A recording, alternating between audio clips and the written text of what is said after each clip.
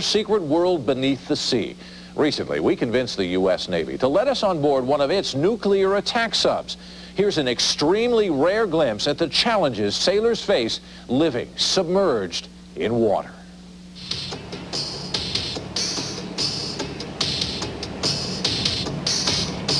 This is one of the most awesome weapons in the Navy's arsenal, a nuclear-powered submarine, the USS Chicago. It's armed with Tomahawk cruise missiles, as well as torpedoes. The firepower is in the hands of a highly trained crew with the right stuff to be submariners. Dive! Dive! Dive! Dive! There we go. Next watch. 3 down, angle on it. Next watch, sir. Up to watch. Up to watch, sir. Scope's under. Scope's under, right? That's it, 1 3rd, sir. House to deck, 150 feet. The Chicago's nuclear propulsion plant gives it the ability to stay submerged for months at a time, silently patrolling the oceans of the world.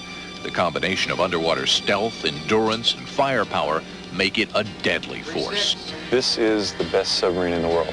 There's no doubt about that. I've been out in a lot of the ship's oceans doing a lot of things, and I'm absolutely convinced that the United States has just built the best submarine in the world. We can go out and do our mission against anybody.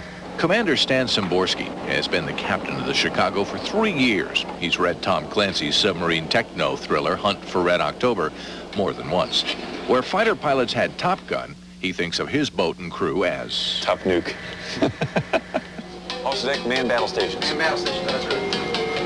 You watch man battle station. Man battle station, that's right. Man battle station! Attention to the fire control party. Man battle station! The contact of interest is a surface ship, Sierra 1. I intend to approach and attack the surface ship with 1 Mark 48 torpedo. the most precious commodity on a submarine is space. Every nook and cranny is jammed with equipment or crew. The Chicago puts to sea with 28 officers and 111 enlisted men, sailors that have special attributes to cope with the physical and mental demands of being a submariner.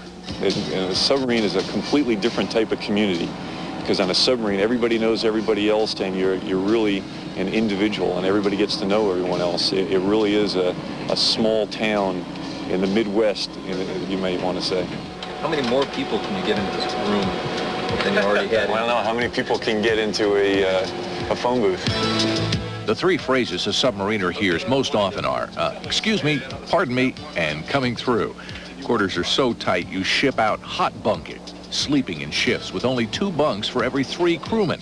Your personal items have to fit in a tiny space beneath the bunk. We have 2 tiers of racks, 6 on each side, 3 high. And this is predominantly the makeup of the berthing areas on board. Even the skipper's luxury quarters are cramped. The table itself folds into the bulkhead. The chairs fold down. My pillow's back here, and the bunk folds out. Imagine the strain of not seeing the sun for weeks or months at a time. There's only one window on a submarine, and you can't open it and stick your head out to get some fresh air. Sunlight is something that people hold very valuable, and we do something that sometimes we call sunshine liberty, where when we're up at periscope depth, one of the sailors will come up and they'll say, hey, can I take a look out of the periscope? And sure, we let them. They just see the sunshine for a while. But also on a submarine, day and night almost has no relevance. You know, we turn the lights on, and what time the meals are really dictate what's going on, not when the sun comes up and when the sun goes down. Meals are plentiful, served 4 times a day, which brings submariners face to face with another space problem. You get fed very well, so it's one of the biggest exercises you need to learn is to push back from the table and know when to stop eating. Executive officer, secure from battle stations. What's it take to be top nuke? Well, on the Chicago, a sense of humor. I have 6 kids, so you can see I've been in port some of the time. The ability to get along with people. It's kind of like being married. You adjust to each other after a while, and you go from there.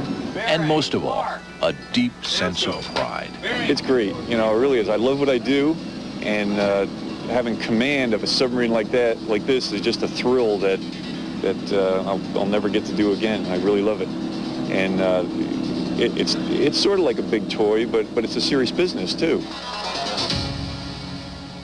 The Navy has good reason to keep its super-secret subs secret. So before our crew left, Navy officers screened our tapes to make sure we didn't reveal shots of torpedoes, Tomahawk cruise missiles, or the nuclear reactor. Up next,